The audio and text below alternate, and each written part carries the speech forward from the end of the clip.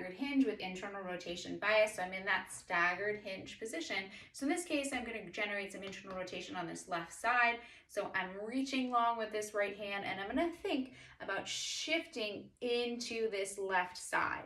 So it's like my belt buckle is coming towards my left inner thigh. So I'm shifting back and coming up. So I'm allowing that belly button or belt buckle to shift towards that left inner thigh while I keep this knee bent and weight over the midfoot. So I'm essentially just shifting into this hip.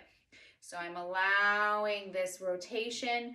I'm bringing that belt buckle towards the left inner thigh and allowing this right knee to drop long while I reach down.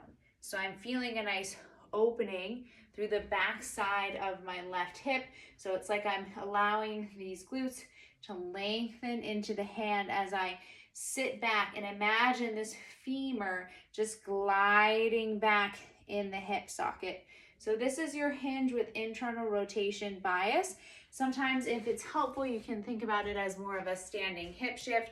So you can place the leg on the block and just thinking about kind of shifting into that hip and just get that motion before you add some weight to it and turn it into a strength training exercise.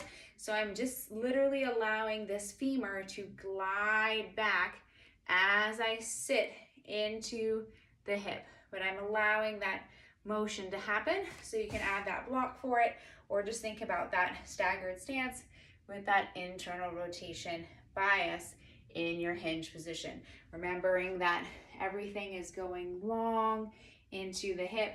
This glute is lengthening. You're keeping that weight over the midfoot and pushing the hip back in space.